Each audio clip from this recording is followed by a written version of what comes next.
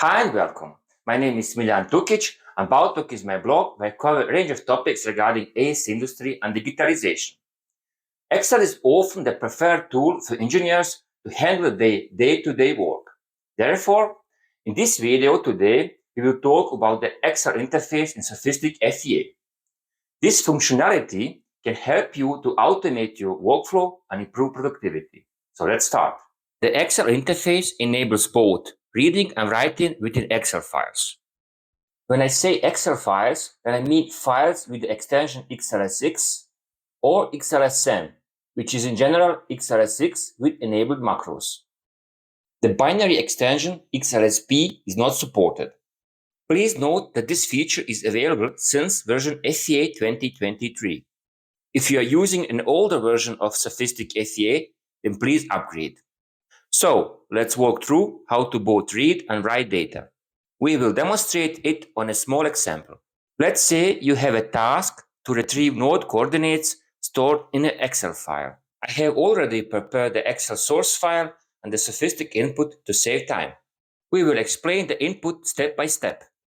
You can use the Excel interface either as a text task within SSD or as a standalone TEDdy input. In this video, we will use the SOFiSTiK Structural Desktop, also known as SSD. First step is to configure and specify the workbook and worksheet information. For this purpose, the CADINP text input offers the variables xls.name and xls.sheet. You can define or change these variables anywhere in your CADINP input. They work like any other variable, but the interface uses them specifically to determine the workbook and worksheet. The xls.name variable accepts relative and absolute paths. When xls.name and xls.sheet are defined, you can start reading the data. While you are reading data, the workbook can be opened, which is not the case if you want to write data. To read data, just call the xls.read function. The required arguments are row and column number. Because it is a CADINP function, you can use it also directly in input combined with an expression. The function will read the node number from the row 3 and column 1.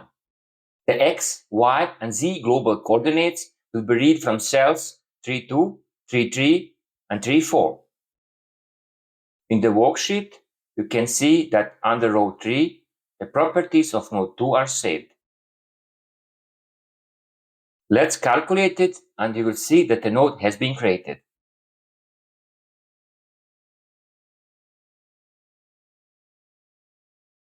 As you can see, the module created a node 2. What we have done via SOFiMesh A can also be done via SOFiMesh C. Next, we will show how you can read the data dynamically. Often you want to read more than one cell because you get the data in tabular format. To manually define thousands of cell positions is an overkill and not user-friendly. So in the second example, we will loop through the worksheet and get the data dynamically. As we have done before, we have defined the xls.name and xls.sheet variables.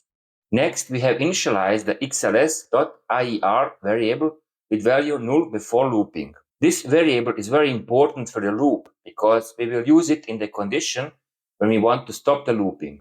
Each time when xls.read is executed, the error return code will be stored inside xls.ier variable. Return code null means no error.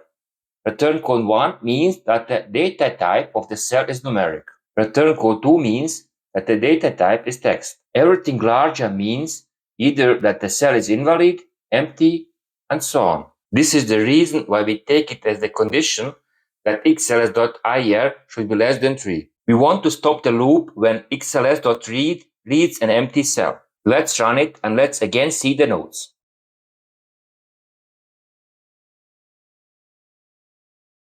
As you can see, we have on fly created 401 nodes.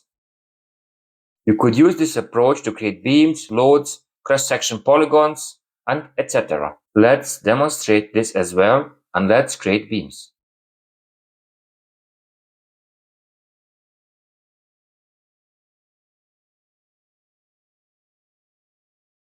As an example, we have created a semicircle. You can use the read functionality also in combination with result viewer. Instead of using add key for reading the CDB, which is often not user-friendly and complex, you could use result viewer and also the filter functionality to filter the values that you need. Then export the values to Excel and later import it via Excel interface again in the SOFiSTiK world. This would work, of course, automatically. Let's demonstrate it on a small example. Let's say that you need the elastic modulus of material 3 as variable value. You would set up a table via result viewer and set the export to Excel.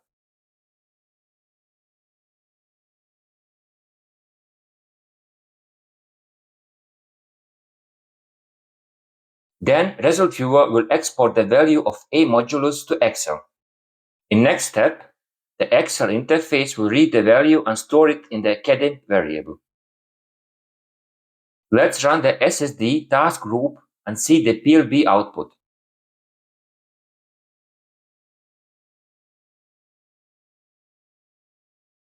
As you can see, we did print out the E modulus via a variable. You could use the variable anywhere in the CADINP input.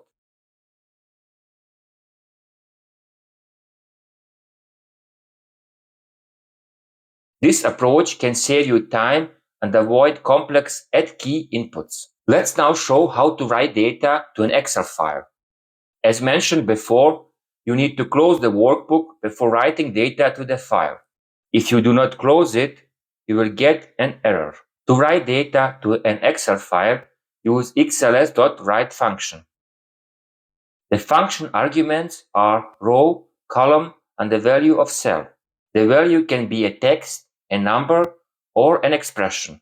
If you use an expression, then the result of the expression will be written to cell. Similar to xls.read, you may write data via loops as well. Let's now run this input and write data to the Excel file.